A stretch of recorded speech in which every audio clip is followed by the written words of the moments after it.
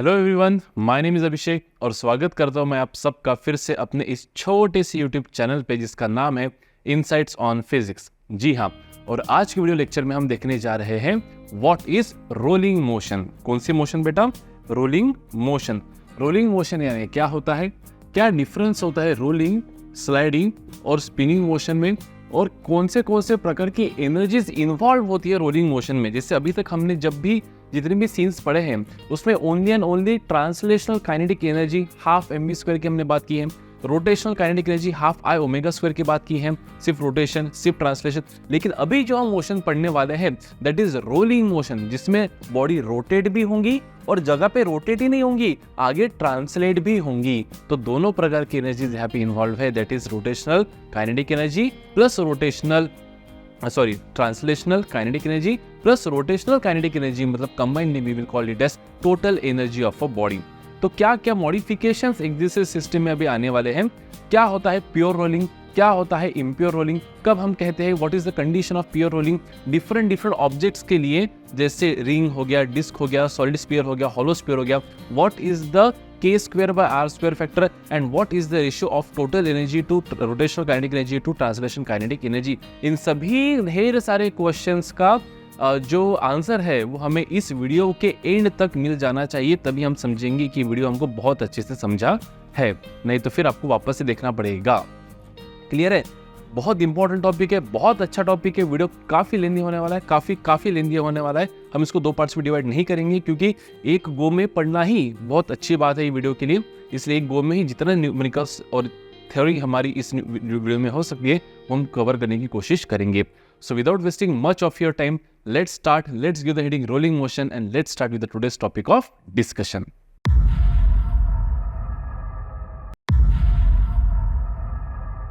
Rolling motion. अब देखिए rolling motion यानी क्या। बेसिकली मोशंस को अभी हम तीन किस्सों में डिवाइड कर सकते हैं। मोशन को हम तीन किस्सों में डिवाइड कर सकते हैं। एक होता है हमारा ट्रांसलेशनल मोशन, जिसके अंदर जो पैरामीटर्स हमने पढ़े वो सबसे पहले पढ़ा था distance, displacement, speed, velocity, acceleration, force, momentum, है ना, ये सब चीज़ें पढ़ती है। और टाइम ऑब्वियसली ट्रांसलेशन काइनेटिक होता नहीं, ट्रांसलेशन रोटेशन होता नहीं है। दूसरा हमने पढ़ा था बेटा कौन सा मोशन, प्योरली रोटेशनल मोशन। इसमें क्या होता था, इसमें काइनेटिक एनर्जी कितनी होती थी हमारी, हाफ एम वी स्क्वायर, है ना, ये काइनेटिक एनर्जी हो गई हमारी। उसके बाद हमारा मोमेंटम क्या होता था बेटा, इसमें मास इंटू वेलोसिटी। फोर्स क्या होता था, मास इंटू एक्सेलरेशन, है ना। उसके बाद वेलोसिटी क्या होता था, डिस्प्लेसमेंट अपॉन टाइम। एक्सेलरेशन क्या होता था बेटा, वेलोसिटी अपॉन टाइम। ये सभी पैरामीटर्स हमने इसके अंदर पढ़े थे। Law of conservation of energy हमने कैसे लगा था, work done by all the forces, या फिर पावर क्या होता है बेटा, वर्क डन अपॉन टाइम, मतलब ये अपन इसको लिख सकते थे फोर्स इंटू वेलोसिटी। या फिर law of conservation of energy हम क्या लिखते थे कि work done by all the forces is nothing but change in translational kinetic energy. ये सभी पैरामीटर्स हमने पढ़े थे बेटा ट्रांसलेशनल मोशन के तहत। किसके तहत? ट्रांसलेशनल मोशन के तहत। रोटेशनल मोशन में सर्कुलर मोशन से हमारा स्टार्ट हुआ था, उसमें हम क्या पढ़े थे बेटा, angular displacement, angular velocity, angular acceleration, torque, linear momentum. उसकी जो काइनेटिक एनर्जी थी वो थी बेटा half I omega square and so on. अब P क्या है बेटा आपका यहाँ पे, मोमेंटम, लीनियर मोमेंटम। तो यहाँ पे एंगुलर मोमेंटम L क्या हो जाएगा बेटा आपका, आई ओमेगा। इसके दो फॉर्मूलेज होते हैं, यहाँ पे आई ओमेगा भी होता है और कौन सा होता है बताइए, ये होता है MVR भी होता है। MVR मतलब R टाइम्स P हम लिख सकते हैं यहाँ पे, बराबर है। उसके बाद क्या होता था, यहाँ पे फोर्स होता था, यहाँ पे क्या रहेगा बेटा टॉर्क, यहाँ पे मास, तो यहाँ पे मोमेंट ऑफ इनर्शिया, यहाँ पे लीनियर एक्सेलरेशन, तो यहाँ पे एंगुलर एक्सेलरेशन, यहाँ पे वेलोसिटी, तो यहाँ पे angular velocity that is angular displacement upon time. यहाँ पे क्या बेटा लीनियर एक्सेलरेशन, तो यहाँ पे क्या angular acceleration that is velocity upon time, या फिर rate of change of angular velocity upon time. यहाँ पे पावर क्या रहेगा बेटा, वही work done in translation upon time, मतलब भी टाउ इंटू थीटा हम लिख सकते थे यहाँ पे, sorry tau into force into theta नहीं, फोर्स इंटू एंगुलर वेलोसिटी लिखेंगे ओमेगा, बराबर है। यहाँ पे क्या रहेगा बेटा, work done by all the torques is nothing but change in rotational kinetic energy, और यहाँ पे ट्रांसलेशनल काइनेटिक एनर्जी लिख सकते थे हम यहाँ पे। तो इस तरह से पूरा हमने रोटेशन और ट्रांसलेशन काइनेटिक एनर्जी में इससे भी आगे चलकर चीज़ों को पढ़ा है, समझा है, लिखा है। यहाँ पे इम्पल्स क्या होता था हमारा, बताइए। इम्पल्स होता था बेटा integration of F of D T. यहाँ पे इम्पल्स क्या रहेगा हमारा, इम्पल्स रहेगा बेटा integration of tau of D T, है ना। इससे भी आगे आपने काफ़ी चीज़ों को एक्सप्लोर किया है, पढ़ा है, न्यूमेरिकल सॉल्व किया है। जिन्होंने पहले न्यूमेरिकल्स जब पहले वीडियोस नहीं देखे होंगे उसमें सभी कार्यक्रम हो चुका है अभी तक का पहले। अभी होने क्या वाला है, जब जितने भी हमने मोशंस अभी तक पढ़े, एक तो ये प्योरली ट्रांसलेशनल पढ़े या फिर प्योरली रोटेशनल पढ़े, हमने कॉम्बिनेशन ऑफ बोथ नहीं पढ़ा। अभी जो हम मोशन पढ़ने जा रहे हैं दैट इज कौन सी मोशन बेटा, रोलिंग मोशन। कौन सी मोशन, रोलिंग। तो रोलिंग मोशन में क्या होने वाला है, it is a combination of, क्या है बेटा रोलिंग मोशन, ये है बेटा combination of translational motion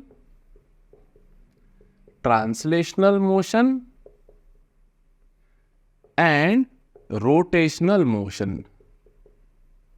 translational motion and rotational motion का क्या है बेटा, ये एमलगेशन है, एक प्रकार से कॉम्बिनेशन है, ऐसे भी हम बोल सकते हैं। दोनों का combination that is translational motion as well as rotational motion. तो यहाँ पे जो टोटल काइनेटिक एनर्जी रहेंगे बेटा, टोटल, अभी देखो टी से ट्रांसलेशन मत पकड़ लेना, टी से टोटल, या फिर काम करते के लिख देते अपन, kinetic energy is nothing but translational kinetic energy plus rotational kinetic energy. तो क्या हो जाएगा बेटा, total kinetic energy, translational kinetic energy कितना है, half M we square, rotational kinetic energy कितना है, हाफ आई ओमेगा स्क्वायर। तो इस तरह से हम total kinetic energy of the system यहाँ पे अभी निकालेंगे कि भाई काइनेटिक भी है और कौन सी है बेटा, काइनेटिक इन ट्रांसलेशन भी है, काइनेटिक इन रोटेशन भी है। क्लियर है। अभी क्या होता है रोलिंग मोशन, कैसे होता है rolling motion, rolling, sliding, spinning, इसमें क्या डिफरेंस है ये अपन इवेंचुअली बाद में पढ़ेंगे। पहले तो हमने यही समझने की कोशिश किया है कि the rolling motion, the kinetic energy, the total, the motion which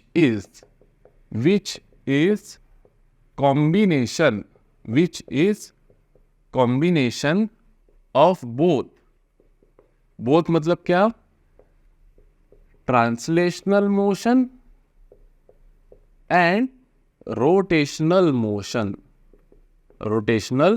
motion is called as, is fast लिख देता हूं थोड़ा, आपका टाइम पास लेना चाहिए, इज कॉल्ड एज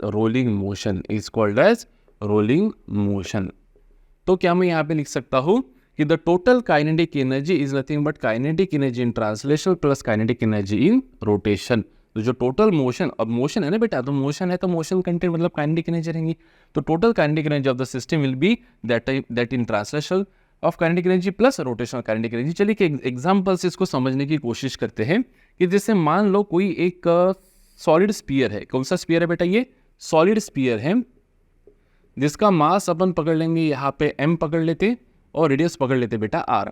ये रोल हो रहा है, क्या हो रहा है, रोल, मतलब गोल भी घूम रहा है और आगे भी जा रहा है। देखो सिर्फ अगर ये घसीटा जाता है, ऐसा देखो, ऐसा घसीटा जाता, सिर्फ घसीटा जाता तो वो था ट्रांसलेशनल मोशन। अगर जगह पे ही गोल घूमता तो वो था रोटेशनल मोशन। लेकिन इसमें क्या हो रहा है बेटा, ये आगे भी जा रहा है। देखो ये जो पॉइंट रहेगा इसका सेंटर ऑफ मास, ये आगे भी जाएगा और गोल भी घूमेगा। तो दोनों प्रकार के मोशन जो है that is nothing but rolling motion. हम इसको और भी डीप में बाद में पढ़ेंगे, बस अभी हमको निकालना है कि total kinetic energy of the solid sphere क्या आएगा जो रोलिंग मोशन परफॉर्म कर रहा है। अभी तक हमको ये भी नहीं पता ये प्योर रोलिंग कर रहा है या इम्प्योर रोलिंग कर रहा है। तो अपन फॉर एग्जाम्पल यहाँ पे कंसिडर करेंगे ये प्योर रोलिंग कर रहा है। प्योर रोलिंग इम्प्योर रोलिंग क्या है ये इस न्यूमेरिकल के बाद अपन समझेंगे, ठीक है। अब देखिए सॉलिड स्फीयर का, तो सॉलिड स्फीयर का काइनेटिक एनर्जी इन ट्रांसलेशन क्या रहेगा, देखिए half M we square. Mass m है, वेलोसिटी v है, इसका सेंटर ऑफ मास का वेलोसिटी कितना है vcm, तो v स्क्वायर लिख देंगे। And what is kinetic energy in rotational बेटा, देखो हाफ आई ओमेगा स्क्वायर। तो स्फीयर किस एक्सिस के अलॉन्ग रोल हो रहा है बेटा, this sphere is rolling about this axis. So what is the value of I, the value of I is, solid sphere है बेटा, तो सॉलिड स्फीयर मतलब कितना 2/5 mr स्क्वायर इनटू क्या लिख देंगे बेटा यहाँ पे omega square. So what will be the total energy, the total energy of the sphere is nothing but क्या लिख देंगे यहाँ पे half M we square plus ये 2 से 2 कैंसिल, क्या लिखेंगे बेटा 1/5 M R square omega square. तो यहाँ से हम कुछ कर सकते हैं क्या, हाँ कर सकते ना, हाफ एम को, सॉरी हाफ एम को कॉमन नहीं ले सकते, ऐसे रहने देते, जाने दीजिए, ज़्यादा कार्यक्रम नहीं करेंगे। क्लियर है बेटा यहाँ तक, ठीक है, तो ये हो जाएगा हमारा total kinetic energy of the sphere.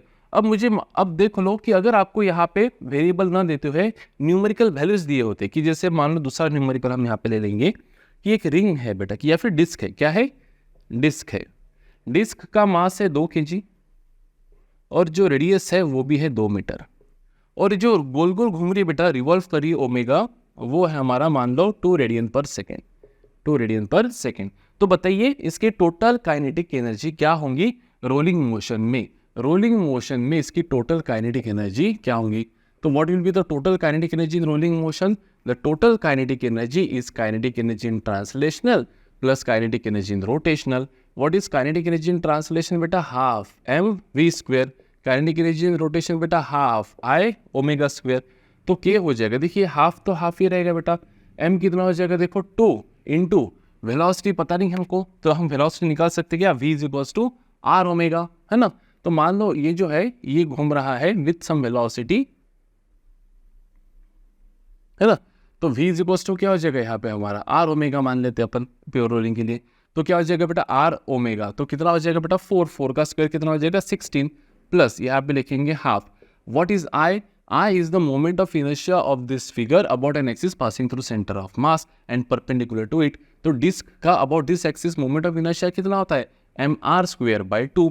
तो देखिए ये mr square मतलब 4 और divide by 2 mr square by 2 into omega square मतलब कितना हो जाएगा, ये 4 हो जाएगा। देखिए 2 से 2 कैंसिल, तो ये हो जाएगा बेटा हमारा कितना 16 प्लस 2 से 2 कैंसिल, तो ये 16 डिवाइड बाई 2 कितना हो जाएगा बेटा 8। So this will be 24 joule, this will be 24 joule. तो काइनेटिक एनर्जी यहाँ पे हो जाएंगे हमारे कितनी 24 जूल, किसकी, of this sphere which is performing rolling motion, जिसमें काइनेटिक एनर्जी इन ट्रांसलेशन भी है, काइनेटिक एनर्जी इन रोटेशन भी है। तो ये पूरे चर्चा सत्र से हम इतना ही यहाँ पे समझ गए फिलहाल तक कि भाई साहब जो रोलिंग मोशन है ये combination of translational motion as well as rotational motion है। That is kinetic energy of rolling body is kinetic energy in translation plus kinetic energy in rotation. जब हम ट्रांसलेशन काइनेटिक एनर्जी लिख रहे तो हम formula लिखेंगे half M we square, where V is the velocity of centre of mass. और जब हम रोटेशनल काइनेटिक एनर्जी लिख रहे तो हम लिख रहे I half I omega square, where I क्या है moment of inertia of any circular body about an axis passing through centre of mass and perpendicular to the plane. जैसे रिंग का कितना होता है बेटा, रिंग का अगर ये रिंग होता तो ये कितना होता एम आर स्क्वायर, डिस्क है तो कितना होता M R square by 2, solid sphere है तो कितना होता बेटा solid sphere 2/5 M R square, अगर हॉलो स्पीयर होता तो 2/3 एम आर स्क्वायर। इस तरह से हमको मोमेंट ऑफ इनर्शिया के फॉर्मूले तो पता ही है, तो हम लिख सकते हैं। आई होप आपको रोलिंग मोशन उसका डेफिनेशन कैसे हम निकालेंगे वो यहाँ पे समझ में आ गया होगा। चलिए अभी चलते हैं आगे, टाइप्स ऑफ रोलिंग मोशन जो होता है प्योर रोलिंग और इम्प्योर रोलिंग। चलिए अभी अपन देखते हैं, सबसे पहले प्योर रोलिंग देखने से पहले हम देखने की कोशिश करते हैं कि व्हाट इज स्लाइडिंग, रोटेटिंग और रोलिंग मोशन। ठीक है, सबसे पहले अपन देखेंगे स्लाइडिंग मोशन। ये कुछ नहीं है, स्लाइडिंग मोशन मतलब स्लाइडिंग मोशन मतलब बेसिकली बेटा प्योर ट्रांसलेशनल मोशन ही है। कि जैसे मान लो कि ये कोई एक सर्कुलर ऑब्जेक्ट है, अब जो सर्कुलर ऑब्जेक्ट्स हमको यहाँ पे कंसिडर करने हैं वो प्रीडोमिनेंटली कौन है पता है आपको, डिस्क है, उसके बाद में रिंग है ना, उसके बाद में है hollow cylinder, sorry hollow cylinder मतलब ही डिस्क हो गया समझो, उसके बाद है हॉलो स्पीयर और सॉलिड स्पीयर। ये चार जो है ये चार स्पेरिकल सरफेसेस के ही हमको यहाँ पे क्या करना है बेटा, स्टडी करना है, चार स्पेरिकल सरफेसेस का स्टडी करना है। अब जो हॉलो स्पीयर रहेगा, सॉरी हॉलो सिलेंडर रहेगा बेटा, that will be considered as a ring. Hollow cylinder मतलब ही रिंग और सॉलिड सिलेंडर मतलब ही बेटा डिस्क। सॉलिड सिलेंडर मतलब डिस्क और हॉलो सिलेंडर मतलब रिंग, क्योंकि रोल क्या हो सकता है, क्यूब तो रोल नहीं हो सकता।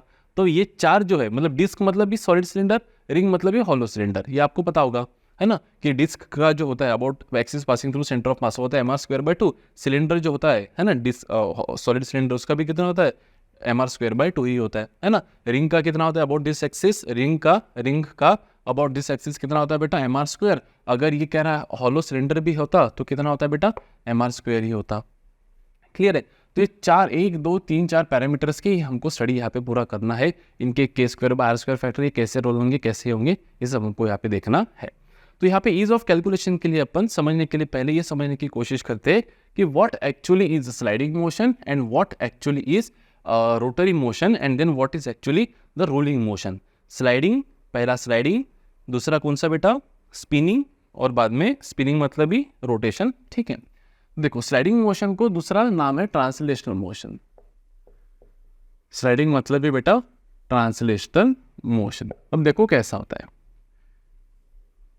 मान लो ये कोई एक, इन चारों में से कोई एक ऑब्जेक्ट है, ring, disc, solid sphere, hollow sphere. ठीक है, अब हम क्या करें, इसको इस तरह से खींच रहे हैं बेटा, इस तरह से खींच रहे हैं ताकि हर पॉइंट इस पे, उसके ऊपर का हर पॉइंट, चाहे वो ये पॉइंट हो, चाहे वो सेंटर ऑफ मास का पॉइंट हो, चाहे वो ये पॉइंट हो, चाहे वो ये पॉइंट हो, चाहे वो ये पॉइंट हो, चाहे वो ये पॉइंट हो, चाहे वो ये पॉइंट हो, चाहे वो ये पॉइंट हो, चाहे वो ये पॉइंट हो, हर पॉइंट आगे कौन सी मोशन परफॉर्म कर रहा है बेटा, ट्रांसलेशनल मोशन परफॉर्म कर रहा है। ये घसीटते हुए जा रहा है, कैसे जा रहा है बेटा, घसीटते हुए। तो हर पॉइंट का वेलोसिटी सेम, और वो कितना है बेटा, the velocity of centre of mass. वैसे भी अपन velocity of centre of mass कैसे निकालते हैं, it is summation of all the m I R i from i is equals to 1 up to n upon the complete mass of the body. तो क्या हो जाएगा, मान लो इस बॉडी को आपने n नंबर ऑफ टुकड़ों में तोड़ दिया, और हर किसी का velocity, sorry M I R I नहीं, एम आई वी है, और हर किसी का वेलोसिटी वी है।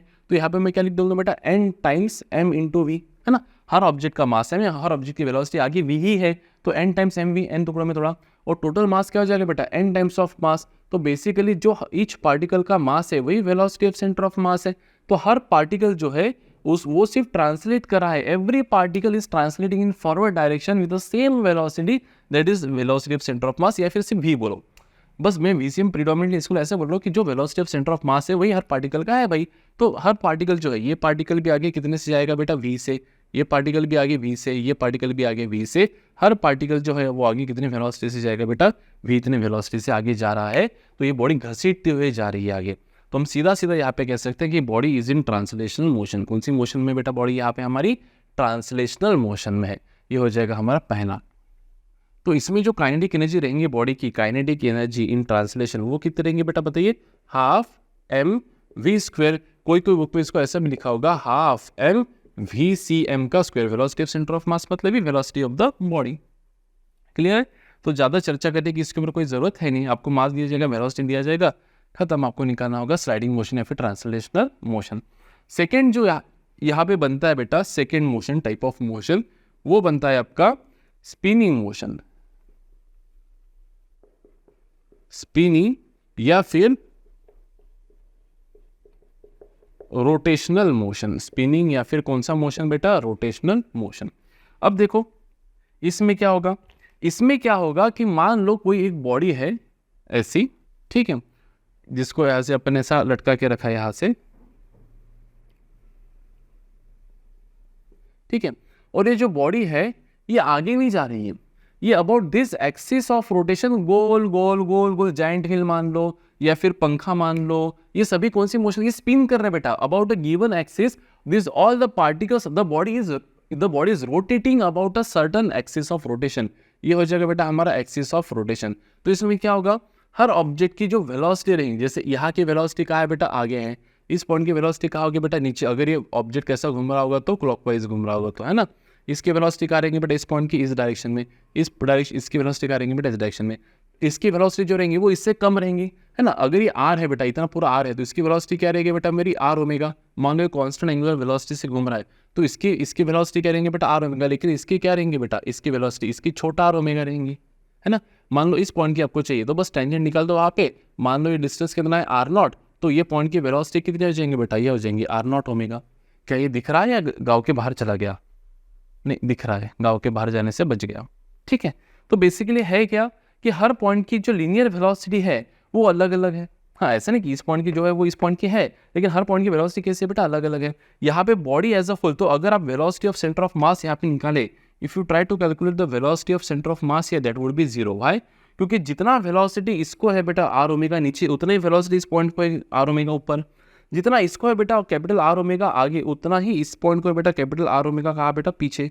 जितना इस पॉइंट को है बेटा स्मॉल आर ओमेगा आगे, उतना ही इस पॉइंट को है बेटा स्मॉल आर ओमेगा पीछे। So every velocity, the velocity of every single point will have a corresponding velocity of another point which will cancel out each other, and hence the velocity of center of mass of the body will be zero. मतलब body आगे नहीं जा रही है, मतलब there is no any kind of translational motion involved in this case, only rotational motion, pure rotation अपन जिसको बोलते हैं, that is spinning or rotational motion.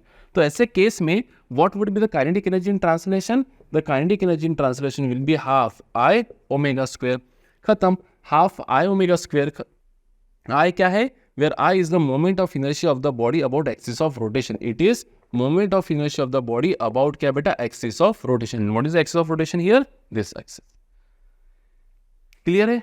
तो अगर ये रिंग होता तो mr स्क्वायर, अगर ये डिस्क होता तो mr स्क्वायर बाय 2, अगर ये हॉलो सिलेंडर होता तो रिंग मतलब mr स्क्वायर ही, अगर ये सॉलिड सिलेंडर होता तो mr square by 2 he about this axis of rotation, अगर ये हॉलो स्फीयर होता, हॉलो स्फीयर तो 2/3 mr स्क्वायर, अगर ये सॉलिड स्फीयर होता तो 2/5 mr square. Moment of inertia about the axis of rotation, this axis of rotation.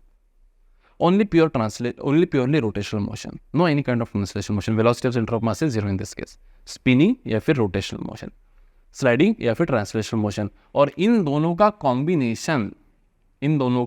combination is then कौन सा motion बेटा? Rolling motion. कौन सा motion? Rolling motion. This is nothing but कौन सा बेटा? लिखेंगे यहाँ पे translational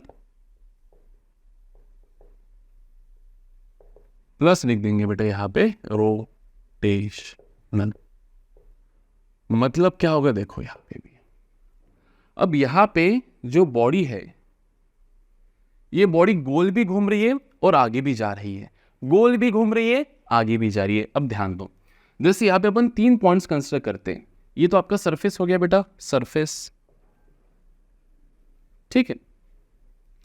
ये हो जाएगा आपका O पॉइंट, इसको नाम दे दे बेटा A पॉइंट, और इसको नाम देते बेटा B पॉइंट. कुछ तो भी नाम देने पड़ेगा ना, B पॉइंट.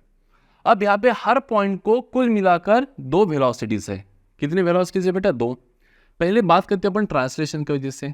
तो यहाँ पे ट्रांसलेशन की वजह से वेलोसिटी भी है, इसको ट्रांसलेशन की वजह से वेलोसिटी भी है, और इसको भी ट्रांसलेशन की वजह से आगे कितनी है बेटा? वेलोसिटी भी है. यहाँ तक सीन समझ में आ गया. अब बॉडी ट्रांसलेट भी कर रही है और सर रोटेट भी कर रही है.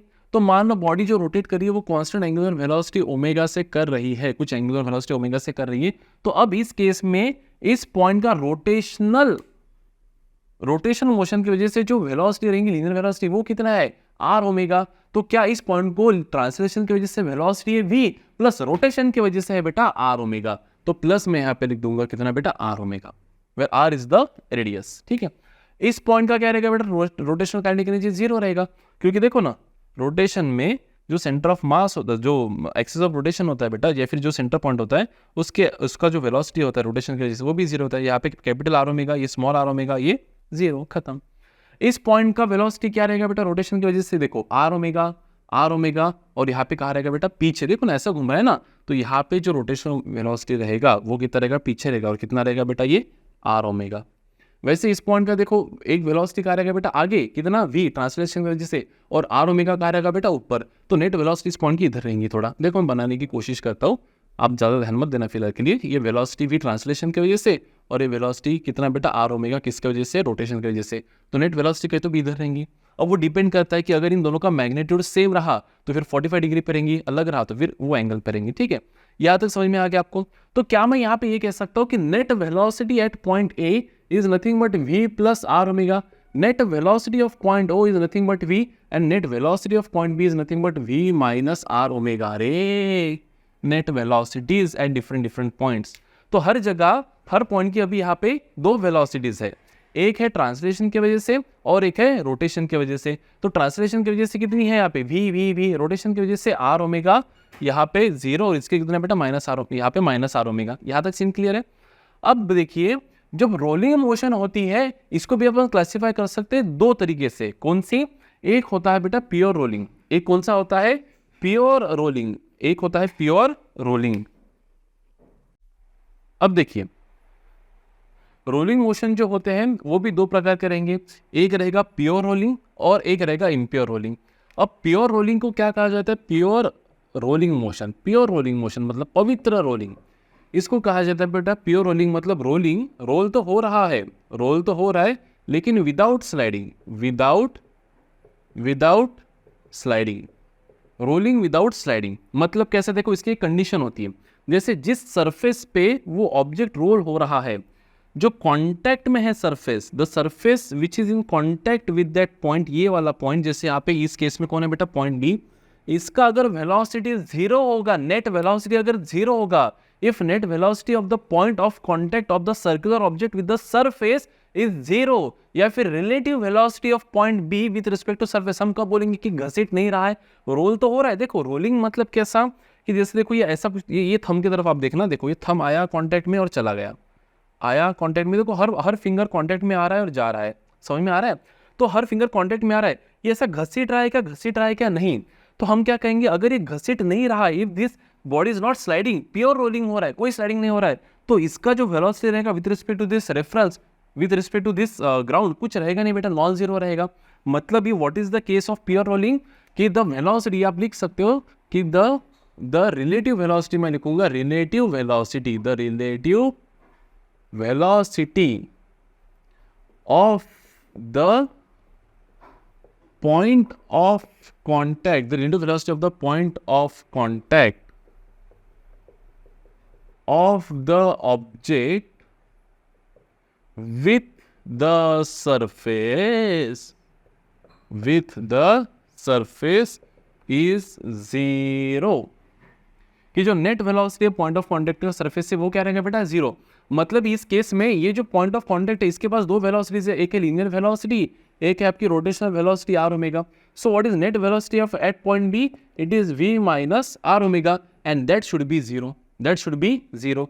सो एक्चुअली वेलोसिटी ऑफ पॉइंट क्या है, देखो velocity of point B should be zero. अब यहाँ पे मैंने रिलेटिव वेलोसिटी लिखा, पता है क्यों, क्योंकि अगर ये खुद सरफेस भी मोशन में होता, अगर सरफेस मोशन में होता, यहाँ पे मैं और स्टेटमेंट ऐसा भी लिख सकता हूँ कि the velocity of point of contact should be is equal to that of the velocity of the surface, इसलिए मैंने लिखा रिलेटिव वेलोसिटी जीरो होनी चाहिए, क्योंकि what is the relative velocity of point B, relative velocity of point B with respect to surface should be zero. So what is relative velocity of point B, VBS ना, तो VB minus VS, relative velocity of point B with respect to surface, मतलब क्या बेटा, VB minus VS। अरे relative velocity का concept अपन पढ़े ना, तो ये क्या होना चाहिए बेटा, जीरो होना चाहिए। अगर VB माइनस VS जीरो है, मतलब net velocity of point B और net velocity of point S कैसा है, सेम है, तो वेलोसिटी ऑफ पॉइंट बी मतलब velocity of the point of contact should be equals to the velocity of the surface. लेकिन most of the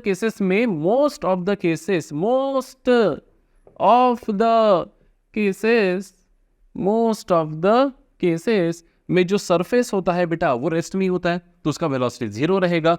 most of the cases में VS क्या होता है, जीरो होता है। इसलिए मैंने सीधा सीधा फिर यहाँ पे क्या लिख दिया कि अगर VB VS जितना है और VB कितना है, V माइनस आर ओमेगा, और अगर VB VS है तो VS क्या है, जीरो, तो VB भी जीरो है, लेकिन VB है क्या, V माइनस आर ओमेगा। इसलिए मैं यहाँ पे बड़े शान से लिखूंगा कि V is equals to R omega is the condition of pure rolling या फिर रोलिंग विदाउट स्लाइडिंग मतलब रोल तो हो रहा है लेकिन कोई भी पॉइंट क्षण से ऊपर इस सरफेस के साथ कांटेक्ट में नहीं है, बस कांटेक्ट में आया और चला गया, ज्यादा कांटेक्ट में है ही नहीं, मोमेंटरीली कांटेक्ट में आया। अगर बहुत देर तक कांटेक्ट में है, रोल तो हो रहा है, लेकिन बहुत देर तक अगर कांटेक्ट में है तो रोलिंग तो है लेकिन विदाउट स्लाइडिंग नहीं है, विद स्लाइडिंग है, मतलब घसीट भी रहा है और रोल भी हो रहा है, घसीट के मारा उसको। समझ में आ रहा है?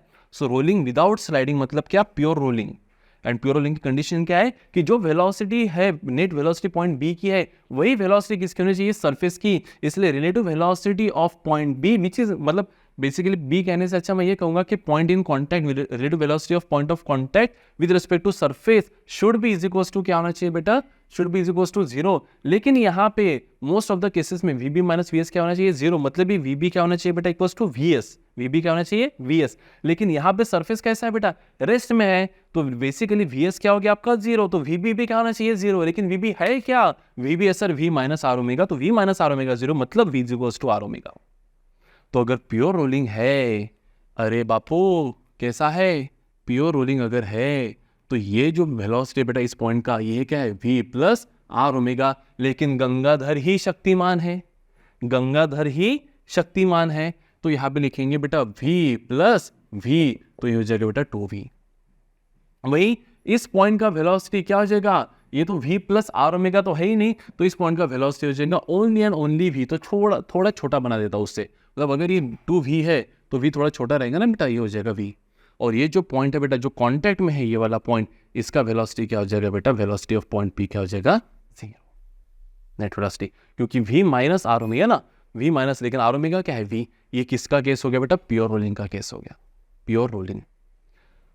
अब impure rolling, impure rolling, impure rolling मतलब भी बेटा रोलिंग तो हो रहा है, रोलिंग तो हो रहा है बट विथ स्लाइडिंग, घसीट घसीट के हो रहा है with sliding.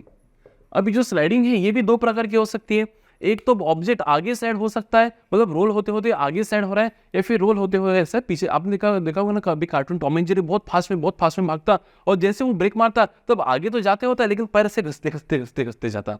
So that is rolling, rolling तो हो रहा है लेकिन स्लाइडिंग हो रहा है। अब स्लाइडिंग भी दो तरह का होगा, एक तो रोल तो आगे होगा, लेकिन स्लाइडिंग एक तो आगे भी हो सकती है नहीं तो पीछे भी हो सकती है। सर कैसे, देखो ध्यान दो।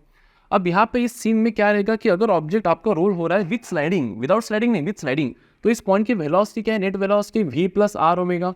इस पॉइंट की वेलोसिटी क्या है बेटा आपकी v, और इस पॉइंट की वेलोसिटी क्या है v minus R omega, v minus R omega. इस पॉइंट को भी अपन बोलेंगे p, इसको o और इसको बोल देंगे a। क्लियर है।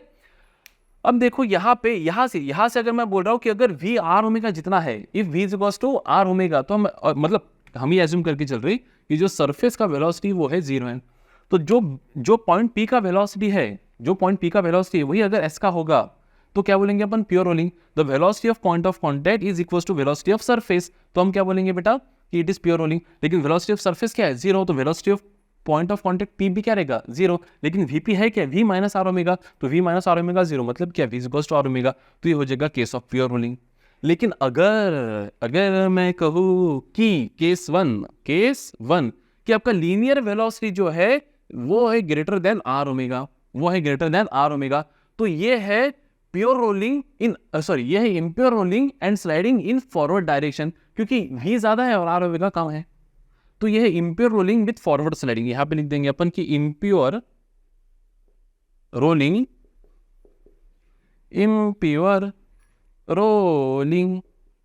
With forward sliding. तो काइनेटिक एनर्जी इन ट्रांसलेशन ज्यादा रही होंगी, काइनेटिक एनर्जी मतलब ये जान दो, ठीक है। सेकंड पॉइंट, अगर आपका इम्प्योर रोलिंग है मतलब v और आर ओमेगा सेम नहीं है, तो एक तो v ज्यादा होगा नहीं तो आर ओमेगा ज्यादा होगा। अगर v ज्यादा है तो impure rolling with forward sliding, अगर आर ओमेगा ज्यादा है टोडंग टोडंग टोडंग, तो भी ये कौन सी रोलिंग हो गई बेटा, impure rolling with backward sliding, impure rolling with backward sliding, है ना। और अगर v is equals to R omega है भाई साहब, तो फिर तो प्योर रोलिंग ही है, काय को इतने तमाशे, फिर तो प्योर रोलिंग ही है ना। तो pure rolling, impure rolling, this is the case for pure rolling, these are the case for impure rolling. Pure rolling with forward sliding, impure rolling with forward sliding, v ज्यादा होगा तो, और impure rolling with backward sliding अगर v कम होगा तो। मैं थोड़ा गांव के बाहर तो अगर नहीं जा रहा हूँ ना, नहीं गांव में ही हूँ, वो नीचे का कंडीशन दब गया है ना, ये वाला कंडीशन जो मेन कंडीशन है वही दब गया, कोई दिक्कत नहीं, सॉरी, हम इसको थोड़ा सा ऊपर लिख लेते हैं, ठीक है। मैं आपको वापस से इसको एक्सप्लेन भी कर देता हूँ लगेज तो, ठीक है। ये इसको थोड़ा मिटा देंगे अपन यहाँ पे, वी विल इरेज दिस, ठीक है। तो क्या लिख सकते हैं अपन, देखो ध्यान दो, रिफॉर्बिश्ड करके लिखते, इसको लिख देते हैं बेटा point P। So what is the case of pure rolling कि the relative velocity of point P with respect to surface, मतलब भी बेटा Vp माइनस Vs, ये क्या होना चाहिए 0। तो Vp क्या है हमारा, देखो यहाँ पे Vb मतलब भी Vp हो गया, तो Vp क्या है हमारा यहाँ पे V minus R omega. So relative velocity of P with respect to should be 0, तो यहाँ पे हम लिखेंगे कि Vp माइनस Vs 0 होना चाहिए, मतलब भी क्या बेटा कि Vp मतलब ये क्या कि Vp इक्वल्स टू क्या होना चाहिए, Vs होना चाहिए। लेकिन इस केस में अगर इफ सरफेस आपका रेस्ट में है तो Vs रेस्ट में, तो Vp क्या हो जाएगा 0। अगर Vp 0 है मतलब ये क्या कि V is equals to R omega, case of pure rolling. I hope आपको ये थोड़ा समझा होगा। चलिए बात को आगे बढ़ाते हुए यहाँ पे अभी हम पढ़ेंगे कि प्योर रोलिंग के केसेस में क्या क्या सीन्स बनते हैं, या फिर what is the total kinetic energy in case of pure rolling. होता है एखाद्या इसका। चलो, तो अभी हम देखेंगे कि what is actually kinetic energy of the complete system which is rolling. देखिए, जैसे मतलब इन शॉर्ट हम देखने वाले हैं कि what is the kinetic energy of the body in rotational motion, total kinetic energy of the body. तो हम यहाँ पे हम दे देंगे कि kinetic energy of the rolling body, kinetic energy of the rolling body. अब देखो, kinetic energy of the rolling body मतलब क्या, translational kinetic energy plus rotational kinetic energy. दो प्रकार के काइनेटिक एनर्जीज रहेंगे। एक रहेगा K is equal to what is kinetic energy in translation, it is half mv² plus what is kinetic energy in rotation, it is half I ω²। अगर मैं इसको solve करना चाहूँ तो ये क्या हो जाएगा, देखिए हाफ mv² प्लस I को मैं क्या लिख सकता हूँ, what is I is moment of inertia.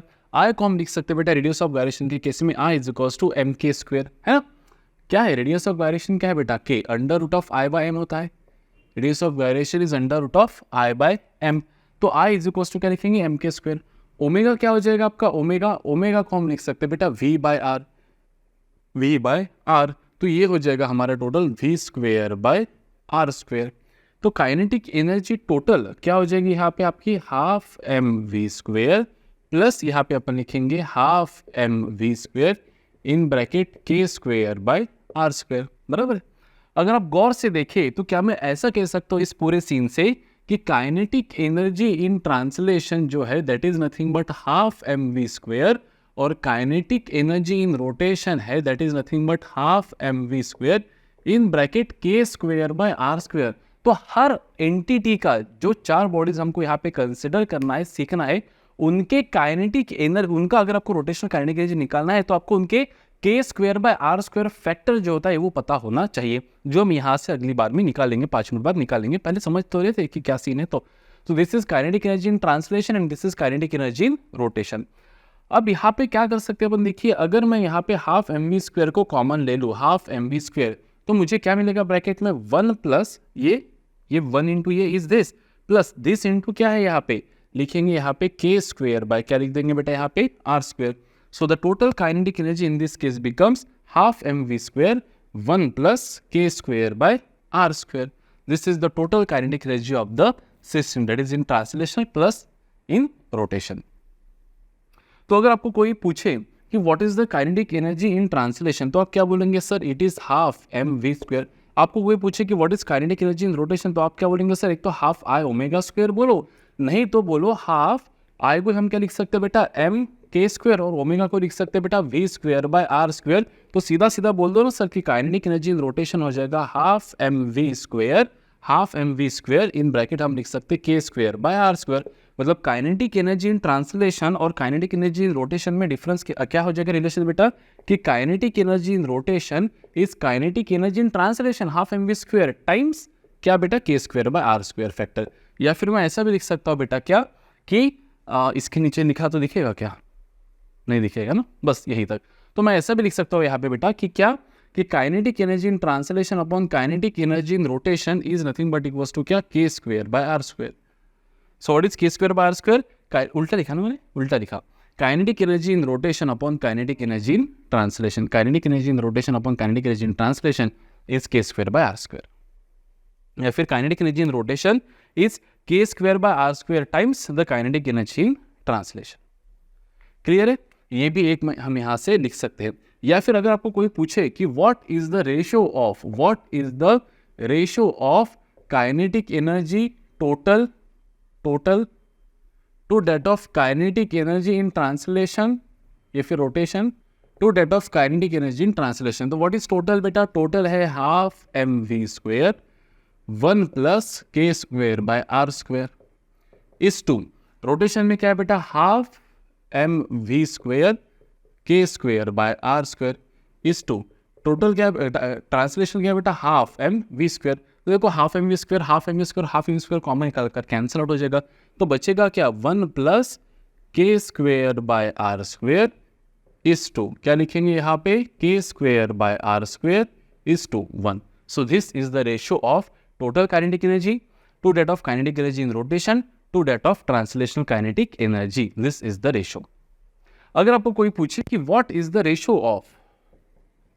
या फिर what percentage of total energy is rotational energy, the ratio of rotational kinetic energy to total kinetic energy मतलब kr by k, rotational kinetic energy to total kinetic energy. What is rotational kinetic energy, देखिए half M we square, क्या लिखेंगे यहाँ पे के square by are square whole upon, क्या लिखेंगे बेटा यहाँ पे के half M we square 1 plus के square by are square. Half M we square से हाफ एम वी स्क्वेयर क्या हो जाएगा बेटा, कैंसल. तो बचेगा क्या यहाँ पे बचेगा K square by are square whole upon, क्या बचेगा यहाँ पे 1 प्लस के स्क्वेयर बाय आर स्क्वेयर. अगर आप इसको सॉल्व करें तो आपको मिलेगा बेटा total energy in rotational kinetic energy upon total kinetic energy will be, यहाँ पे मैं ऊपर लिख देता हूँ बेटा K square by are square whole upon, यहाँ पे क्या हो जाएगा आर स्क्वेयर प्लस के स्क्वेयर अपॉन, क्या लिख देंगे बेटा यहाँ पे आर स्क्वेयर, तो आर स्क्वेयर से आर स्क्वेयर कैंसिल, क्या मिलेगा हमको K square upon are square plus के square. This is nothing but the ratio of rotational kinetic energy to total kinetic energy. और अगर आपको कोई पूछे कि what is the ratio of, यहाँ पे शायद से माइक है नहीं, मैं यहाँ पे लिख देता हूँ कि what is the ratio of translation kinetic energy to total kinetic energy, तो translational kinetic energy to total kinetic energy, translational kinetic energy है हमारा half M we square upon total है हमारा half M we square 1 plus के square by क्या r square, इससे ये cancel, तो ये हो जाएगा बेटा translational kinetic energy to total kinetic energy हो जाएगा हमारा 1 अपॉन 1 प्लस के स्क्वेयर बाय आर स्क्वेयर. अगर आप इसको सॉल्व करें तो ये आर स्क्वेयर हो जाएगा बेटा, होल अपॉन आर स्क्वेयर हो जाएगा, तो सीधा सीधा यहाँ पे अपन लिख सकते कि आर स्क्वेयर प्लस के स्क्वेयर अपॉन आर स्क्वेयर, तो अपॉन आर स्क्वेयर मतलब चला जाएगा ऊपर. So this is the ratio of क्या translation kinetic energy to total kinetic energy, and this is the ratio of कौन सा बेटा, k are by k is equals to क्या बेटा कि के square upon are square plus के square. This is the ratio of rotational kinetic energy to total kinetic energy. और अगर आपको परसेंटेज चाहिए कि what percent of total kinetic energy is translational kinetic energy, तो क्या करोगे आप, इसको मल्टीप्लाई बाय 100 कर दो. What percent of total kinetic energy is rotational kinetic energy, तो क्या करोगे आप, इसको मल्टीप्लाई बाय 100 कर दो. परसेंटेज ये फ्रैक्शन हो गया, इसको मल्टीप्लाई बाय 100 करोगे तो परसेंटेज मिल जाएगा. और इसको ऐड करोगे किसको, यहाँ पे के टी बाय के प्लस के आर बाय के, तो ये फ्रैक्शन प्लस ये फ्रैक्शन हमेशा क्या आएगा आपका आंसर 1. क्यों, क्योंकि देखो ना डिनोमिनेटर सेम, तो के टी प्लस के आर क्या है, translation plus rotation is total kinetic energy, तो के बाय के 1 खत्म. तो इसका परसेंटेज प्लस इसका परसेंटेज हमेशा 100 आएगा, मतलब अगर ये 25% आया तो ये 75%, अगर ये 50 आया तो ये 50%, अगर ये 40 आया तो ये 60, अगर ये 10 आया तो ये 90, मतलब इस तरह से है ना. परसेंटेज उन दोनों का एडिशन हमेशा क्या आएगा बेटा 100. पूरा चूड़ा दिख रहा है क्या स्क्रीन, नहीं ना, सॉरी है, थोड़ा एडजस्ट कर लो प्लीज. क्लियर है बेटा सीन यहाँ तक. So this is the case. तो what is total kinetic energy of the rolling system, this is the total kinetic energy of the rolling system. Ratio of total is to rotation is to kinetic is 1 plus k square by are square is to k square by are square is to 1. Fraction of total kinetic energy which is rotational is this. Fraction of total kinetic energy which is translation is this, and addition of both is this. If you want percentage then multiply it by 100. Kinetic energy in translation half mv square, kinetic energy in rotation half mv square k square by r square, या फिर half I omega square, एक ही बात है. Clear है. तो ये पूरा मैंने न्यूमेरिकल से आपको मतलब पूरे जितने भी बेसिक जनरल फॉर्मूलाज थे वो सभी मैंने यहाँ पे आपको लिखा दिए. अभी हम अगले इसमें क्या देखेंगे, we will try to find out what is the k square by are square factor for different bodies. और यहाँ से मैं आपको और एक चीज बताना चाहता हूँ, देखो ध्यान दो, इसको मिटा देता हूँ और फिर बताता हूँ, एक सेकेंड. चलो अभी हम निकालते हैं जितने भी डिस्क मतलब बॉडीज हैं हमारे उन सभी K square by are square factors. तो यहाँ पे हेडिंग दे देते हैं अपन कि K square by are square factors for all bodies. For all bodies पहले आ जाएगा बेटा हमारा रिंग, रिंगा रिंगा रोजेस पॉकेट फुल ऑफ जो कुछ होगा पता नहीं. So what is moment of inertia of this ring about an axis passing through center of mass and perpendicular to the plane? It is I is equals to mr square. So what is the value of k? K is under root of I by m. तो क्या हो जाएगा ये k हो जाएगा बेटा under root of I क्या है हमारा mr स्क्वेयर बाय m क्या है हमारा m से m कैंसिल ही हो जाएगा r. तो बेसिकली मैं लिख सकता k बाय r क्या हो जाएगा 1. मतलब ही मैं लिख सकता सीधा सीधा कि k square by r square is equals to 1 for किसके लिए बेटा फॉर रिंग. किसके लिए बेटा फॉर रिंग. सेकंड पढ़ेंगे बेटा अपन फॉर डिस्क. अगर ये डिस्क होता तो what is the moment of inertia about an axis passing through centre of mass and perpendicular to the plane. Disk का आई क्या होता देखो आई होता mr स्क्वेयर बाय 2. तो k होता under root of I by m. I क्या है m r square by 2m. m से m कैंसिल तो ये क्या हो जाएगा बेटा r बाय रूट 2. तो k square k by r क्या हो जाएगा बेटा k बाय r हो जाएगा 1 बाय रूट 2. मतलब ये बेटा k square by r square हो जाएगा 1 बाय 2. ये किसके लिए बेटा फॉर डिस्क. जो रिंग के लिए है वही किसके लिए बेटा हॉलो सिलेंडर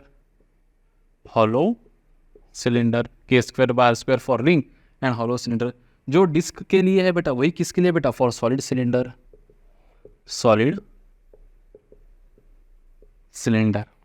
क्लियर है. रिंग डिस्क बाद में बेटा कौन है सी हॉलो स्फीयर.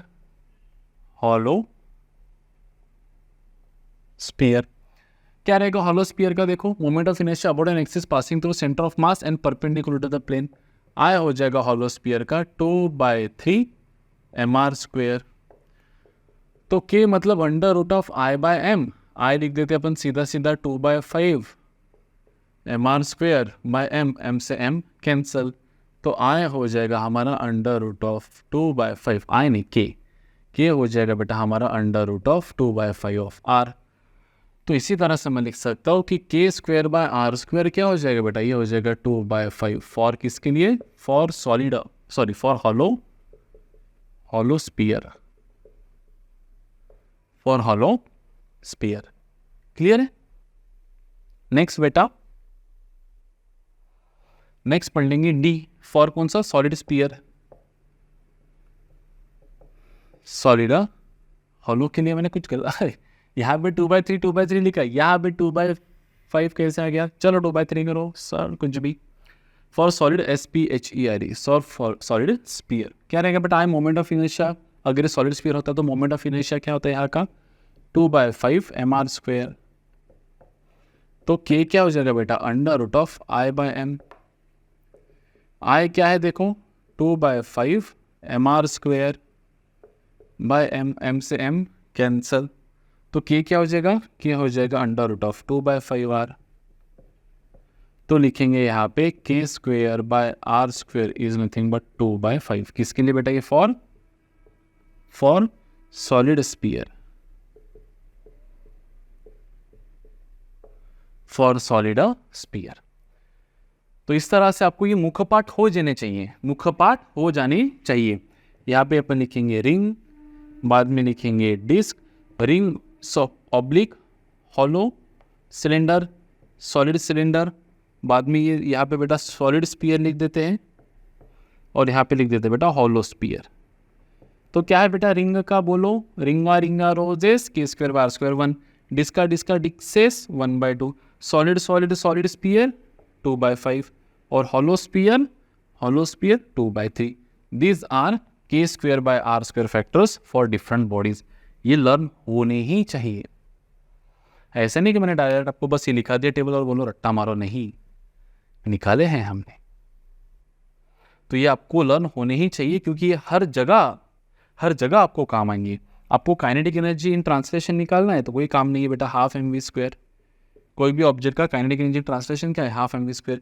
कोई भी ऑब्जेक्ट का काइनेटिक एनर्जी इन रोटेशन क्या है हाफ mv स्क्वायर. क्या लिखेंगे बेटा k square by r square. आगे k square by r square factor. कोई भी ऑब्जेक्ट का काइनेटिक एनर्जी टोटल क्या रहेगा total half M we square 1 plus के स्क्वेयर बाय आर स्क्वेयर। आ गया K square by are square factor. अगर आपको रेशो निकालना है के टी बाय के का, के टी बाय के आर बाय के, तभी भी आपको K square by are square factors पता होनी चाहिए। तो K square by are square factors आपको पता होनी चाहिए इन चारों, मतलब और वैसे देखा जाए तो 6 है, लेकिन वैसे देखा जाए तो फिर 4 बॉडीज है। क्लियर है। अब इसी को पकड़ पकड़ कर अपन देखते हैं अगले इसमें कि what is the kinetic energy in translation, kinetic energy in rotation, what is k square by are square factor, what is the ratio of k T by के आर, मतलब कितना percent of total energy is kinetic energy, कितना percent of total energy is rotational kinetic energy percentage में, and what is total kinetic energy of the all the bodies एक table के form में। चलिए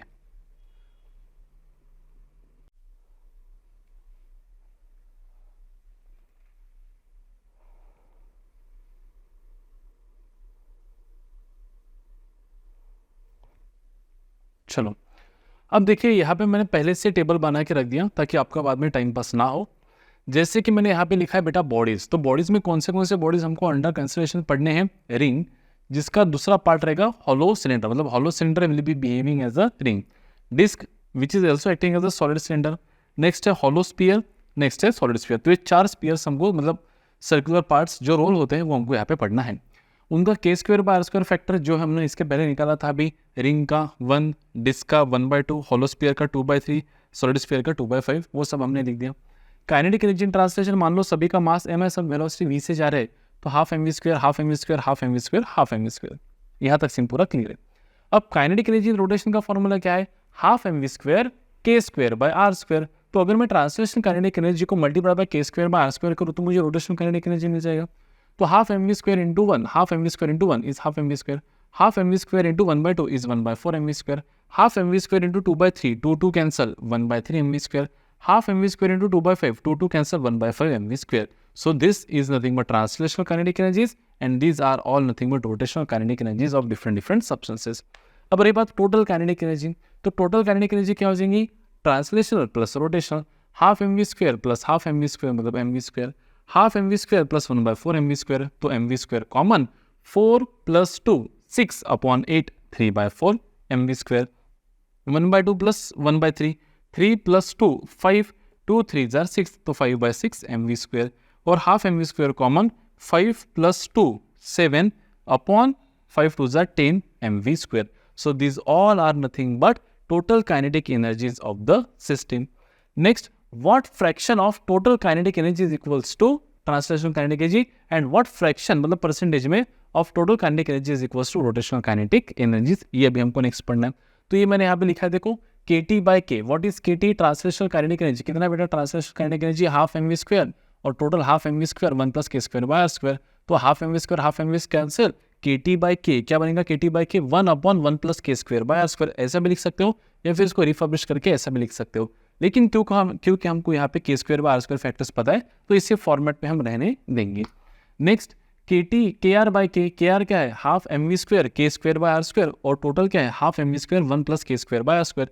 खुद सक तो यहाँ पे मैं लिख सकता हूँ KR/K is k square by are square upon 1 + k square by are square, या फिर उसको रिफर्बिश करके आप ऐसा भी लिख सकते हो. लेकिन वापस वही, क्योंकि हमको k square by are square factor पता है तो क्यों कॉम्प्लिकेशन करना, ऐसे रहने दो. ठीक है.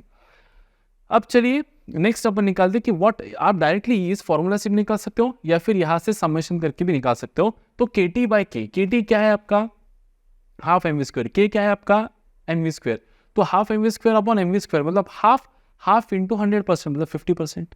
या फिर ऐसा नहीं निकालना है तो इस फॉर्मूले में चले जाओ, KT/K 1/1 + k square by are square. Ring के लिए क्या है 1, तो 1/1 + 1 मतलब 2, तो 1/2 मतलब 50%. तो बाकी का 50% कौन होगा, KR/K. वैसे इसका देखो कितना है बेटा, k square by are square 1/2, तो KT/K क्या होगा देखो 1/1 + 1/2, तो 1 + 1/2 मतलब 3/2, तो 2/3.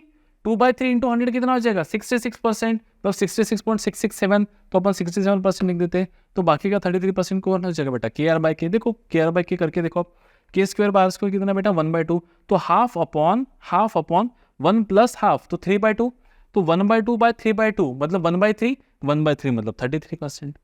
नेक्स्ट बेटा आपका क्या है, हॉलो स्फीयर. हॉलो स्फीयर का देखो k square by are square 2/3 है ना. आप डायरेक्ट ऐसे भी कर सकते हैं कि KT/K, तो हाफ mv कैंसिल आउट हो जाएगा बेटा, 1/2/5/6, 1/2/5/6 क्या होगा, 1/2/5/6 देखो यहाँ पे लिख लेते हैं अपन, 1/2/5/6 मतलब 6/5 बेटा। तो ये 1 ज़ा 3 ज़ा 3/5 मतलब कितना परसेंट हो जाएगा, 60%। तो देखो मैंने लिख दिया 60%, 60%। तो बाकी का 40% कौन हो जाएगा बेटा, KR/K, rotational kinetic energy upon total kinetic energy. या फिर देखो 2/3 ना, तो 1/1 + 2/3, 1 + 2/3 5/3, तो 1/5/3 मतलब 3/5, 3/5 मतलब कितना 60%, तो बाकी का 40%। यहाँ पे वैसे देखिए हाफ mv² है ना, पुट करो 2/5, तो 1/1 + 2/5, 1 + 2/5 इज 7/5, तो 5/7, 5/7 मतलब 71% तो 70% लिख देते, 71-20 नहीं लिखने से अच्छा 70-30 लिख देते फॉर रफ कैलकुलेशंस।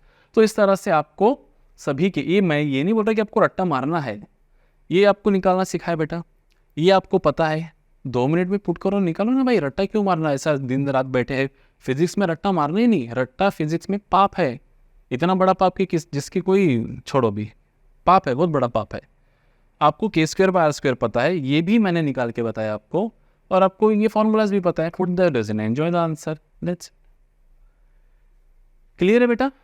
चलिए अभी अपन पढ़ेंगे what is the kinematics of the rolling body on a inclined surface. कैसा सरफेस बेटा, इंक्लाइंड सरफेस। चलिए अभी हम पढ़ेंगे कि how to calculate the acceleration, the velocity and the time taken by the circular objects या फिर round objects released from a top of a wedge of an angle of inclination theta when it comes down to bottom. हमको निकालना है कि what is the velocity at the bottom, acceleration at the bottom, velocity acceleration, और क्या निकालना है हमको यहाँ पे, velocity acceleration and time required by this object to reach the bottom, to reach the bottom. ये रिंग हो सकता है, डिस्क हो सकता है, सॉलिड स्फीयर हो सकता है, कुछ भी हो सकता है। बस ये जो रोल हो रहा है, this is rolling without slipping, rolling without slipping, rolling without slipping. चलिए वैसे कैसे निकालेंगे, using law of conservation of energy. पहले जब ऑब्जेक्ट ऊपर से नीचे आता था तो हमने रोटेशनल मोशन वगैरह कुछ पढ़ा नहीं था, तो हम बोलते थे कि ऑब्जेक्ट स्लाइड हो रहा है, तो हम सीधा सीधा लिखते थे कि हाफ mgh जो है, जैसे मान लो ये हाइट h है, ये हाइट मान लेते अपन h, ये स्लैंट हाइट मान लेते बेटा अपन s, तो हाइट h है तो हम लिखते थे कि mgh is nothing but half mv², है ना। लेकिन अभी हम ऐसा नहीं लिख सकते, अभी हम यहाँ पे लिखेंगे कि using law of conservation of energy, using law of conservation of energy, we can say that, क्या से कर सकते हैं अपन, देखो कि potential energy of the system at point A या फिर total energy at point A is equals to total energy at point B. तो total energy at A is potential plus kinetic, is potential plus kinetic. What is potential energy at point ए, देखो mgh plus kinetic energy 0 क्योंकि release किया है। Potential energy at point B क्या रहेगा बेटा, 0 क्योंकि नीचे, और काइनेटिक एनर्जी यहाँ पे कौन सी रहेंगी, दोनों, क्योंकि रोलिंग मोशन है। तो अभी हमको सिर्फ स्लाइडिंग कंसिडर नहीं करना है, सिर्फ रोटेटिंग स्पिनिंग कंसिडर नहीं करना है, बोथ कंसिडर करना है, that is rotating as well as sliding, मतलब रोलिंग। तो रोलिंग काइनेटिक एनर्जी क्या होती है बेटा, रोलिंग काइनेटिक एनर्जी होती है हाफ mv², ब्रैकेट में लिखेंगे 1 + k²/r²। तो अगर मैं इसको अच्छे से देखूँ तो m से m क्या हो जाएगा, कैंसल। तो लिख सकते हैं यहाँ पे कि gh is equals to half 1 + k²/r² of v²। तो v² क्या लिख सकते हैं अपन, देखो यहाँ पे v² is equals to 2gh upon 1 + k²/r²। तो v is equals to under root of 2gh upon 1 + k²/r²। This is the velocity at the bottom of the smooth surface rolling without slip of this shell. Of this वेज। अब देखो ना, अगर यहाँ पे हम rotational kinetic energy नहीं लेते, काइनेटिक ट्रांसलेशन काइनेटिक एनर्जी के साथ, मतलब सिर्फ अपन क्या लेते, हाफ एम वी स्क्वायर, तो ये नीचे 1 + k² फैक्टर, मतलब देख रोटेशन इफेक्ट अगर आप कंसिडर नहीं करते तो k² फैक्टर क्या हो जाता है आपका, होता ही नहीं। तो 1 + नथिंग मतलब 0, तो 1, तो √2gh फिर वेलोसिटी एट द बॉटम। लेकिन क्योंकि अभी यहाँ पे अपन कंसिडर कर रहे हैं तो हमको कंसिडर करना पड़ेगा। अब वापस वही कि अगर आप यहाँ पे रिंग को भेजो, आपको अगर मान लो रिंग को रिलीज किया यहाँ से, सो what will B velocity of the ring at the bottom most point, it is 2gh/1 + what is k² 1। तो फाइनल आंसर इसका क्या हो जाएगा बेटा, it would be √gh ring का। जो रिंग का रहेगा वही किसका रहेगा बेटा, सॉलिड सिलेंडर, हॉलो सिलेंडर का। सॉलिड सिलेंडर का √, क्या लिखेंगे बेटा यहाँ पे, 2gh/1 + व्हाट इज k² 1/2, तो लिखेंगे √2gh/1 + 1/2 मतलब कितना, 3/2, तो यह जाएगा √4/3gh। वैसे यहाँ पे लिखेंगे बेटा सॉलिड स्फीयर का, सॉलिड स्फीयर क्या है, सॉलिड स्फीयर 2/5, तो लिखेंगे v √, मान लो उसको भी हाइट h से छोड़ा होता, वर्टिकल हाइट h से, तो सॉलिड स्फीयर का क्या बेटा 2/5, तो ये 2/5 मतलब कितना हो जाएगा, √2gh/7/5, तो ये कितना हो जाता है बेटा, √10gh/7, 10gh/7। वैसे किसका लिखेंगे बेटा, हॉलो स्फीयर का, हॉलो स्फीयर का क्या हो जाएगा, हॉलो स्फीयर का v √, वापस से वही 2gh/1 + व्हाट इज k² बेटा 2/3, तो ये हो जाएगा √2gh/3 + 2 5/3 मतलब ये जाएगा √6gh/5 मीटर पर second. So these are nothing but the velocities of different objects when released from point H above the bottommost point, vertical height H। ये slant height से लेना देना नहीं है उनको, अगर आपको कन्वर्ट करना तो आप लिख भी सकते हो, है ना, यहाँ पे sin cos tan cos sin theta is opposite upon adjacent, तो आपको आप H को लिख सकते हो बेटा S sin थीटा, या फिर कोई बुक में इसको L लिखा होता है तो आप इसको लिख सकते हो L sin थीटा, है ना, जैसे आपको लिखना है वैसे H को आप L sin थीटा भी लिख सकते हो, लेकिन जरूरत नहीं है वर्टिकल हाइट ही आप लिखें।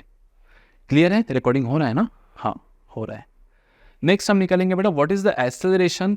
अब वैसे तो अगर ये ट्रांसलेशन मोशन होता तो what is the acceleration, g sin theta, है ना, नीचे mg, ये mg cos थीटा और ये mg sin थीटा, तो एक्सेलरेशन क्या है, g sin थीटा, m तो मास है, लेकिन यहाँ पे कुछ अलग आएगा। अब देखो अगर आप गौर से देखें यहाँ पे, तो क्या मैं ये कह सकता हूँ कि ये जो मोशन है ये यूनिफॉर्म वेलोसिटी यूनिफॉर्म एक्सेलरेशन है, तो ऑब्वियसली सर यहाँ पे वेलोसिटी 0 है, यहाँ पे इतनी मतलब वेलोसिटी बढ़ रही है, मतलब यूनिफॉर्म एक्सेलरेशन मोशन होगा। तो यूजिंग काइनेमेटिकल इक्वेशन क्या लिखेंगे बेटा यहाँ पे, यूजिंग काइनेमेटिकल इक्वेशंस क्या लिख सकते हैं अपन, कौन सा kinematical equation, v² = u² + 2as, s मतलब डिस्टेंस ट्रेवल। अब यहाँ पे देखो फाइनल वेलोसिटी हमको पता ये है, इनिशियल वेलोसिटी क्या है 0, ये हमको निकालना है, s क्या है हमारा ये बेटा l, s क्या है बेटा हमारा ये l, तो क्या लिखेंगे देखो v² = 2al, तो a क्या हो जाएगा, a हो जाएगा v² 2a, a हो जाएगा v² 2a, ए माँ v² 2l रे, a कैसे 2l, v² 2l, तो a हो जाएगा व्हाट इज v², देखो 2gh/1 + k² v² ना, 2gh/1 + k², और नीचे क्या बेटा 2l, तो ये 2 वैसे के वैसा, व्हाट इज l, l को आप क्या लिख सकते हैं बेटा यहाँ पे देखो साइन थीटा के फॉर्म में, अभी हमने देखा था, है ना, व्हाट इज साइन थीटा बेटा, साइन थीटा इज h/l, तो h क्या हो जाएगा, h will be l/sin theta, तो ये l को हम क्या लिख सकते हैं, देखो l को h/sin थीटा, तो यहाँ पे लिख देता हूँ मैं h, और बाय साइन थीटा कहाँ चले जाएगा बेटा ऊपर, तो ये एक्सेलरेशन हो जाएगा आपका देखो 2h कैंसिल, है ना, ये g बचा बेटा ऊपर, तो एक्सेलरेशन हो जाएगा आपका g sin theta / 1 + k², 1 + k²/r²। Now this is the acceleration of the body, any body which is moving down the inclined plane of angle of inclination कितना थीटा। अब देखो ना, अगर ये रोटेशनल मोशन नहीं होता, सिर्फ स्लाइडिंग मोशन होता, ट्रांसलेशनल मोशन, तो k square by are square factor अपन उस बॉडी का यहाँ पे कंसिडर करते ही नहीं। अगर हम करते नहीं तो ये 0 हो जाता, तो 1 + 0 = 1, तो ये क्या होता हमारा जी साइन थीटा खत्म। तो उसी तरह से हम ए फॉर रिंग क्या लिख सकते हैं, A for ring it is G sine theta upon 1 + 1, 1 + 1, तो ये हो जाएगा बेटा g sine theta by 2। A for disc क्या हो जाएगा बेटा, देखो g sine theta upon 1 plus कितना 1/2, तो 1 + 1/2 3/2, 1 + 3/2, तो 2 पर चला जाएगा, तो ये जाएगा बेटा 2g साइन थीटा बाय 3। वैसे ए फॉर हॉलोस्फीयर क्या हो जाएगा बेटा, g sine theta upon 1 plus hollow sphere, क्या है हॉलोस्फीयर का, हॉलोस्फीयर का 2/3, तो 3 + 2 5/3, 3 ऊपर चला जाएगा बेटा, तो 3g साइन थीटा अपॉन 5। और वैसे ही सॉलिड स्फीयर का क्या हो जाएगा बेटा, वापस g sine theta upon 1 plus कितना बेटा 2/5, तो 1 + 2/5 7/5, 5 ऊपर, तो 5g sine theta by 7। So these are the accelerations. क्या ये फ्रेम में आया या आउट ऑफ फ्रेम? नहीं, बिल्कुल फ्रेम में आया और बहुत बढ़िया दिख रहा है ना, आई लव इट। सॉरी, ठीक है, क्लियर है। So this is the formula for velocity and this is the formula for acceleration of any body which is rolling down the inclined plane, rolling without slipping down the inclined plane of angle of inclination कितना बेटा, theta. चलिए अभी निकाल लेते हैं वैसे time period का। अगर आप यहाँ से देखें तो आपको पता है क्या पूछेंगे कि जैसे मान लो एक रिंग को, क्वेश्चन देखो कैसे फ्रेम होंगे, बढ़िया बढ़िया क्वेश्चन इसके ऊपर फ्रेम होते। देखो कि जैसे मान लो कि बोलेंगे कि आपको एक रिंग जिसका मास, अब अगर आप यहाँ पे गौर से देखिए तो क्या वेलोसिटी और एक्सेलरेशन मास पे डिपेंड हो रहा है? नहीं। क्या मास पे डिपेंड हो रहा है? नहीं। K square by are square factor पे डिपेंड हो रहा है। तो चाहे आप मास m और रेडियस r की रिंग यहाँ से छोड़ो और mass twice m radius twice r की रिंग यहाँ से छोड़ो, छोटी रिंग छोड़ो या फिर बड़ी रिंग छोड़ो, दोनों का वेलोसिटी यहाँ पे सेम रहेगा। क्यों? क्योंकि दोनों का h सेम है, दोनों का थीटा सेम है, दोनों का K square by are square factor भी सेम है। हालांकि वेलोसिटी तो थीटा पे डिपेंड भी नहीं कर रही है, वेलोसिटी डिपेंड करिए बस ओनली हाइट और के स्क्वायर बाय आर स्क्वायर पे। जी तो फिर धरती का वही रहेगा बेटा, धरती पे कर रहे तो आप। हाँ, लेकिन अगर आप डिस्क और रिंग छोड़ो, फिर वो किसी भी मास के रिंग और डिस्क हो और किसी भी मास का मास और रेडियस का रिंग और डिस्क हो, अलग अलग मास के, लेकिन कौन पहले आएगा? देखो जैसे मान लो आपने सेम मास के रिंग और डिस्क छोड़ दिया तो दोनों का के स्क्वायर बाय स्क्वायर अलग अलग है बेटा। एच तो सेम है, आपने यहीं से छोड़ा एच से, लेकिन किसका ज्यादा रहेगा बेटा वेलोसिटी? देखो जिसका के स्क्वायर बाय स्क्वायर ज्यादा रहेगा उसका वेलोसिटी कम रहेगा। तो किसका ज्यादा है के स्क्वायर बाय स्क्वायर? रिंग का, तो रिंग का वेलोसिटी कम रहेगा। देखो रिंग का वेलोसिटी GH और वही डिस्क का वेलोसिटी √4/3GH। चाहे आप if you leave the ring and disk of same mass and radius, ring of mass m and radius r, disk of mass m and radius r, from this height h, who will reach the first? The disk will reach the first because its velocity is greater. अगर आपने चारों भी, if you release all these 4 objects of same mass and radius, who will reach the first? Who will reach the first? Who will reach the first? Solid sphere will reach the first. 10/7 देखो GH 4/3, 4/3 मतलब 1.33, 10/7 मतलब कितना होता है भाई साहब 1.42, तो ये ज़्यादा होगा और ये 1.2, तो पहले ये आएगा, बाद में ये आएगा, बाद में ये आएगा और सबसे लास्ट में रिंग आएगा। देखो ना, सबका h सेम अगर आपने रखा तो किसकी वेलोसिटी ज़्यादा रहेंगी? 4/3 मतलब 1.33, 10/7 मतलब आई गेस 1.42 होता है ये, तो 1.42 ज़्यादा है, ये 1.2 है बेटा, तो 1.42 इस सबसे पहले इसकी सबसे ज़्यादा गति किसके रहेंगे बेटा? पहले नहीं है, सॉरी, सबसे ज़्यादा गति बॉटम में किसके रहेंगी? इसकी, सॉलिड स्फीयर की, उसके बाद डिस्क की, उसके बाद हॉलोस्फीयर की और उसके बाद रिंग की। सबसे कम गति बॉटम में। कौन समय लेगा कितना वो बाद में देखेंगे। एक्सेलरेशन देखो किसका सबसे ज़्यादा रहेगा बेटा? रिंग डिस्क से किसका ज़्यादा रहेगा? देखो ये 1.4 है, सॉरी ये इतना है 0.7 है जी साइन थीटा, ये 0.6 है, ये 0.66 है और ये 0.5 है ना। 1/2 मतलब 0.5, 2/3 मतलब 0.66, 3/5 मतलब 0.6 और ये कितना बेटा 0.7। तो ये पहले, बाद में ये, बाद में ये और बाद में ये। मैथ्स तो उतना आपको आ ही जाएगा, क्लियर है। तो आप यहाँ पे एक रेंज लिख देना यहाँ पे कि एक्सेलरेशन इसका ज़्यादा, उसका ज़्यादा, उसका ज़्यादा, उसका ज़्यादा, ऐसे एक क्रोनोलॉजी में आप लिख देना इसको कि who will reach the first. अभी तो मैंने आपको बताया है ना। ये सबसे पहले इसका एक्सेलरेशन सबसे ज़्यादा कितना 0.7, उसके बाद 0.66 ये, उससे कम एक्सेलरेशन 0.6 इसका, और सबसे कम 0.5 इसका। ठीक है, ऐसा आप लिख के रख देना। चलिए टाइम पीरियड निकाल लेते हैं। Who will reach the bottom first. देखिए अब जैसे हमको यहाँ पे पता है कि ये काइनेमेटिक इक्वेशन यहाँ पे रखेंगे क्योंकि यूनिफॉर्मली एक्सेलरेटेड मोशन है, तो क्या टाइम पीरियड कैसे निकालेंगे अपन, using kinematic equation v is equals to u plus 18। What is v at the bottom बेटा, फाइनल वेलोसिटी कितना है, under root of 2gh upon 1 plus के square by are square is equals to initial velocity क्या है बेटा 0, plus acceleration क्या है g sine theta upon 1 plus के square by are square into time क्या लिख देंगे बेटा यहाँ पे t। अब क्योंकि बहुत बड़ा कैलकुलेशन हो जाएगा इसलिए हम क्या कर देंगे, थोड़ा सब्स्टिट्यूशन लिख देंगे यहाँ पे कि कुछ तो लिख देते हैं बेटा 1 plus k square by are square को अपन कुछ तो लिख देंगे यहाँ पे, मान लेते हैं इसको लिख देते हैं अपन y, तो ये हो जाएगा g sine theta upon y of t। तो t क्या हो जाएगा देखिए, under root of 2gh by y into y by g sine theta. Clear है। अगर आप इसको अच्छे से सॉल्व करें तो आपको देखो क्या मिलेगा, under root of 2gh upon y into, अगर आप इसको अंदर पुट करें तो ये हो जाएगा आपका बेटा y square upon g square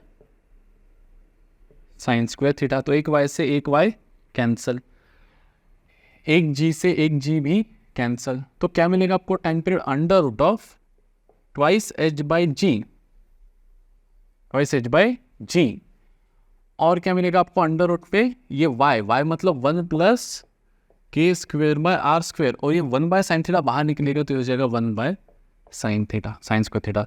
so final answer will be 1 upon sine theta under root of 2h by g 1 plus के square by are square. This is the time period, this is the time period, time taken by the object to move from the highest point to lowest point.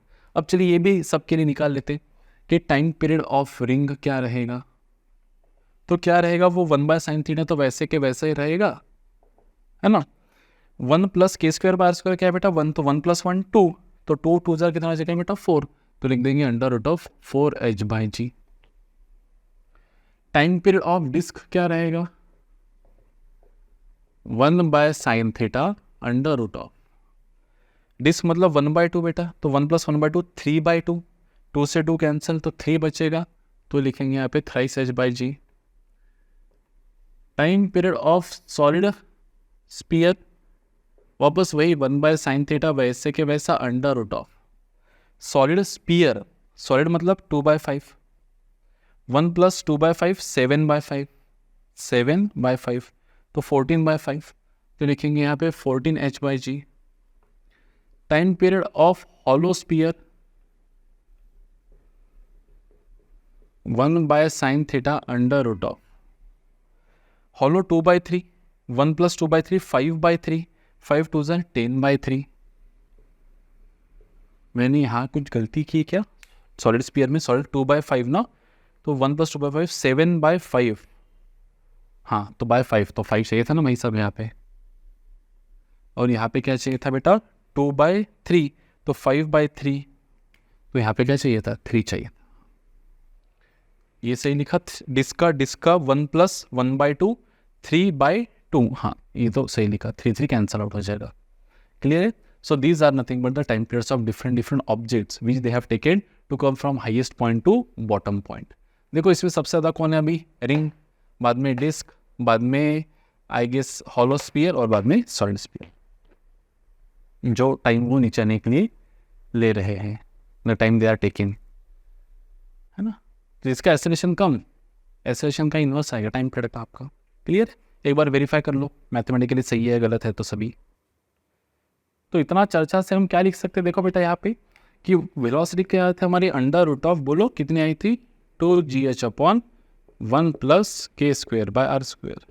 अब कोई book में पता है आपको, हमको पता है आई का वैल्यू क्या है बेटा, आई इज एम के स्क्वेयर, है ना। तो के को पता है आई बाय एम भी लिख सकते हैं, तो अगर मैं के को आई बाय एम लिख रहा हूँ तो तो ये हो जाएगा 2gh अपॉन 1 प्लस के स्क्वेयर को मैं लिख सकता हूँ आई बाय एम, तो ये हो जाएगा बेटा I by M R square. ध्यान रहे ये जो आई है, this I is nothing but moment of inertia of the body about an axis passing through centre of mass and perpendicular to the. वैसे एक्सेलरेशन का फॉर्मूला क्या है बेटा, ए इज इक्वल्स टू क्या लिख सकते हैं अपन, जी साइन थीटा अपॉन 1 प्लस के स्क्वेयर बाय आर स्क्वेयर। तो कोई कोई बुक में इसको ऐसा भी लिखा होगा जी साइन थीटा अपॉन 1 प्लस आई अपॉन एम आर स्क्वेयर, क्योंकि के स्क्वेयर को हम क्या लिख सकते हैं, आई बाय एम, के स्क्वेयर को आई बाय एम नीचे।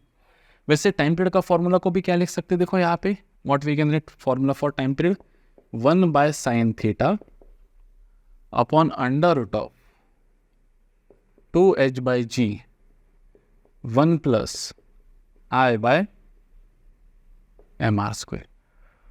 तो आप यहाँ से लिख सकते हो कि v इज, अगर सबका h सेम है, सब बॉडीज का अगर h सेम है, सबको सेम हाइट से छोड़ा, तो v is inversely proportional to under root of 1 plus के स्क्वेयर बाय आर स्क्वेयर। अगर सबका थीटा सेम है तो acceleration of every object is inversely proportional to 1 plus के स्क्वेयर बाय आर स्क्वेयर। अगर सबका h सेम है, थीटा सेम है, तो t is directly proportional to 1 plus के स्क्वेयर बाय आर स्क्वेयर। आप डायरेक्टली यहाँ पे लिख सकते हो। क्लियर है? कुछ इंपॉर्टेंट पॉइंट्स मैं आपको यहाँ पे लिख देता हूँ फॉर कंसिडरेशन। वो इंपॉर्टेंट पॉइंट कुछ इस तरह से है कि पहला पॉइंट कि के square by are square factor does not depends upon the mass and radius of any body. फिर किसके ऊपर डिपेंड करता है, it depends upon the shape, it depends upon the shape and size of the body taken under consideration,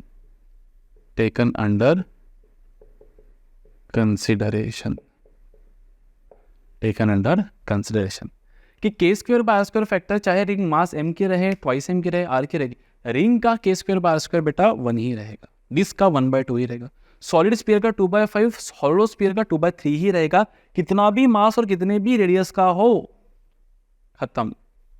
दूसरा, पहला, दूसरा, के square by are square जो होता है ये रिंग का है 1, K square by are square disc का है 1/2, K square by are square for hollow sphere है 2/5 और K square by are square for solid sphere है 2/3। तो यहाँ से हम सीधा सीधा लिख सकते बेटा कि factor for ring is greater than factor for disk, sorry, factor for solid sphere is greater than factor for cone disk is greater than factor for hollow sphere। अगर हम इसको गौर से देखें तो k square bar square for ring is 1 is greater than solid sphere मतलब 0.667 is greater than disc मतलब 0.5 is greater than 0.4। खत्म। तो ये सीरीज आप ध्यान में रख सकते हो। क्लियर है बेटा? That's it.